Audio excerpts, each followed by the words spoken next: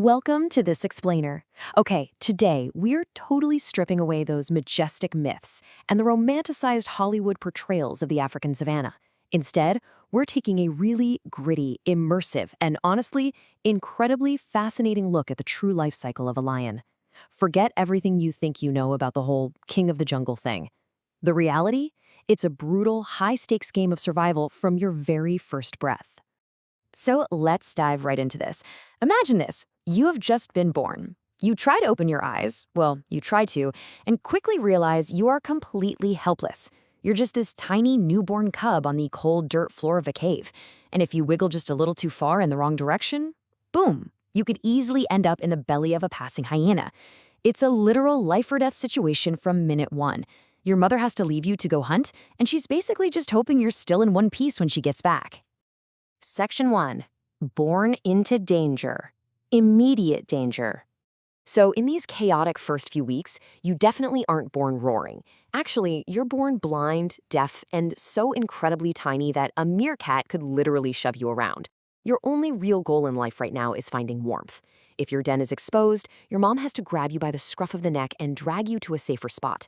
At about 1 week old, your blurry vision starts to sharpen up, and you can finally hear the deep, comforting roars of your pride's leaders. But you're still just kind of crawling around like a worm. It isn't until you hit 3 or 4 weeks old that things finally click. Your legs start to cooperate, and you stumble around the cave like a drunk tourist. You might even start to think the outside world is a fun adventure, right up until your mother returns battered and bloodied from fighting off a pack of hyenas. Then, ready or not, the 6-week mark hits, and you're forced out of the cave. You're blinking in the bright sunlight, and what do you see? Massive adult lions absolutely tearing into a zebra with ruthless efficiency. Nearby, you see slightly older cubs just sitting there, watching this bloody spectacle like they're streaming a horror movie. Now, at this point, your teeth are way too soft for meat, so you're strictly running on milk.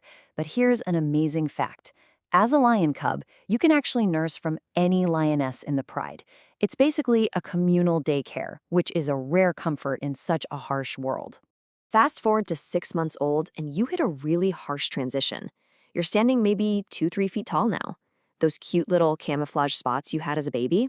Completely gone, replaced by a sleek golden coat. Your baby teeth fall out, and sharp ones grow in. You're totally done with milk, you crave fresh meat. But here's the brutal reality. When the pride makes a kill, the adult males, your father and your uncles, they get first dibs. Then the lionesses eat. By the time it's your turn, you literally have to fight the other cubs for whatever scraps and bones are left over. Suddenly, you really start to miss that bitter milk you never had to fight for. Section 2. Surviving the nomad years. Just as you're settling in and getting used to pride life, everything can shatter in an instant. One day, the air just shifts. A rival coalition of males, dark-maned, piercing eyes, show up on the horizon, and chaos erupts. The ground literally shakes as this brutal battle breaks out. You just watch, frozen in fear, as your father and uncles fight for their lives, and lose. The new males immediately start searching the tall grass for the cubs to eliminate them, just to ensure only their own bloodline survives. You and your surviving siblings have to hold your breath, hide behind a tree, and the second those intruders are distracted, you flee into the absolute unknown. So now, you're a nomad. And let me tell you, your survival menu, it is not glamorous. You are surviving out there on rodents, lizards, snakes, maybe some guinea fowl. Catching a wild rabbit feels like striking gold, and you're constantly on the run. You might manage to catch a bird, only to drop it a second later because the scent of blood just attracted a pack of hungry hyenas. You're growing faster, you're getting smarter, but hunger is your constant, everyday companion.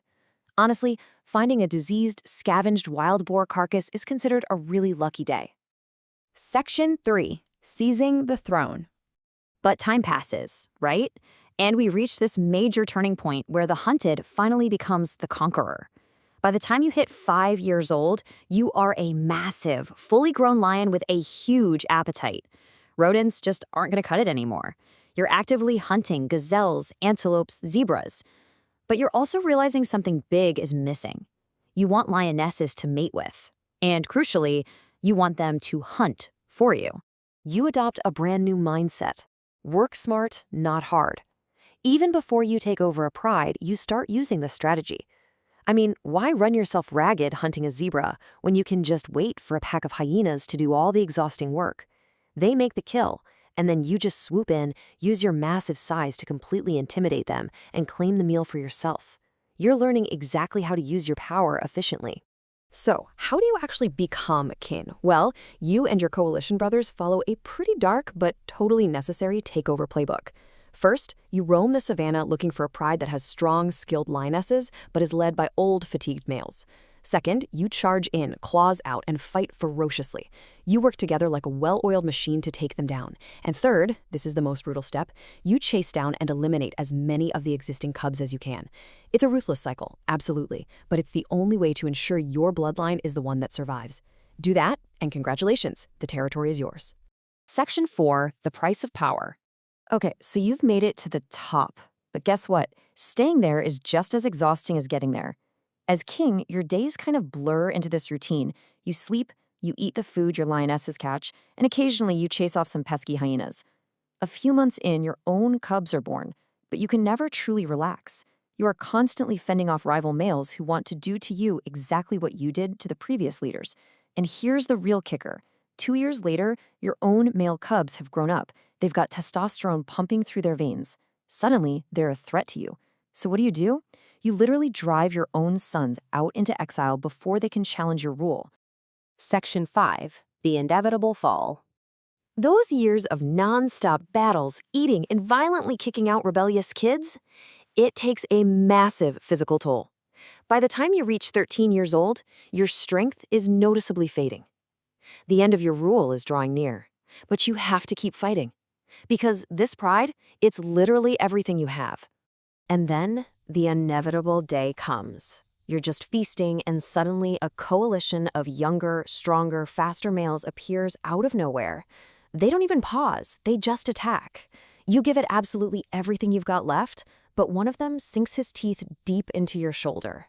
You look around and you realize your allies have already fallen.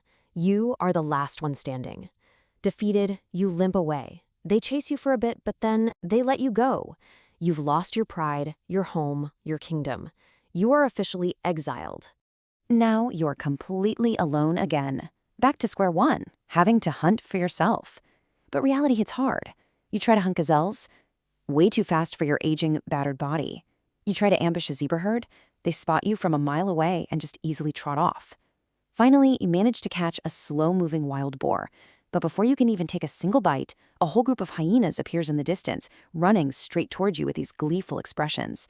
You are just too weak to fight them off anymore, so you flee, abandoning your only meal. That hunger makes you dangerously weak. You just keep failing at hunting. Now it has been 2 full weeks since your last bite of food. Your body simply cannot sustain itself anymore. And this is the end of the line. It's the natural, completely unavoidable conclusion to an incredibly brutal life cycle out on the savannah. So, as we wrap up this explainer, I really want to leave you with a provocative thought.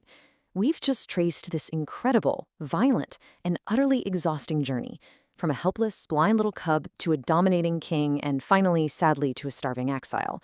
You have seen exactly what it takes to survive out there. So, knowing all that pain, the constant fighting, and the tragic end, would you ever really want to be king? Think about it. Thanks so much for joining me on this deep dive, and keep your curiosity sharp.